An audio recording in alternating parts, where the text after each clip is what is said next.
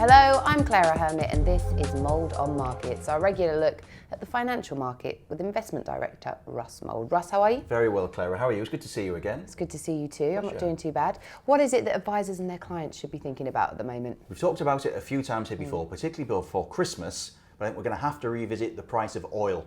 If you look at the West Texas Intermediate, WTI American benchmark, or Brent crude over here in Europe, both have begun to slide again. The February rally, as this chart behind us shows, is now fading quite quickly.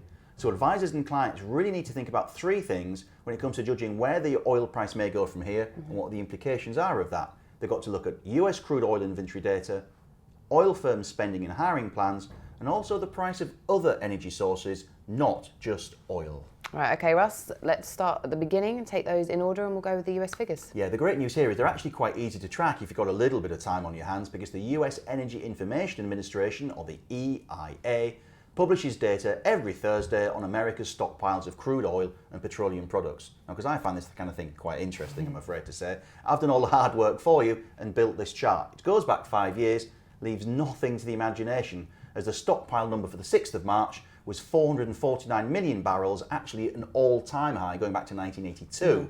Now, stockpiles have been actually going up by around 1 million barrels a day in the States. We might be getting close to the US capacity limit. Now, the EIA reckons America can store around 600 million barrels of oil across its own tank farms, the oil hub at Cushing, Oklahoma, and the nation's refineries. Now, the snag is I'm not sure that limit's actually practical, because obviously you've got to leave space for oil sloshing in and sloshing out, and I'd imagine there'll be needed some spare capacity for blending different types of crude for different customer requirements. Actual capacity could be 20 to 25% less, 500 million barrels or below. So we're actually getting quite close to that limit already. Yeah, and that surely has bearish implications for oil, or at least for the American WTI benchmark. Yeah. What about the oil companies' spending plans? You're definitely seeing it in WTI because it's been a lot weaker than Brent crude. So that's absolutely right. The US shale boom is definitely having an issue here. I mean, I guess if you're looking for some good news, hiring and firing and hiring and spending, yeah, that's long-term good news for oil potentially. BP, Shell, Exxon Mobil, ConocoPhillips, Apache, you name them, they've cut it, they've slashed it, spending has been coming down.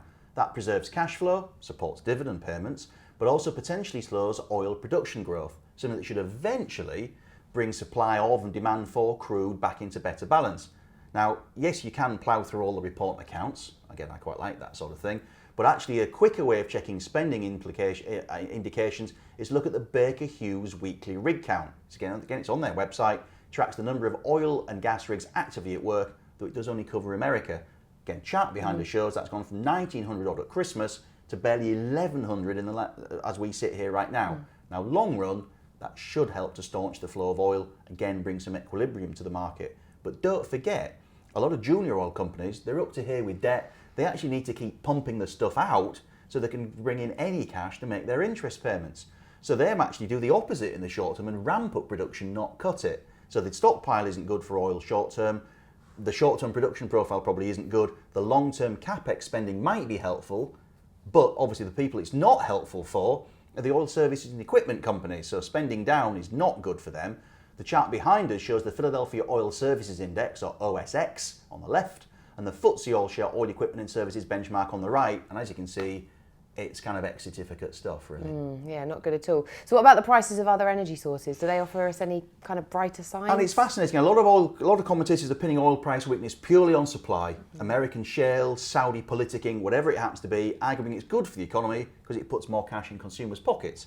Now, for the poor blokes who've lost their job at the oil equipment and services companies, it's not good news at all. They've now got a lot less to spend. And that argument also, I think, ignores a weakness across the full energy spectrum.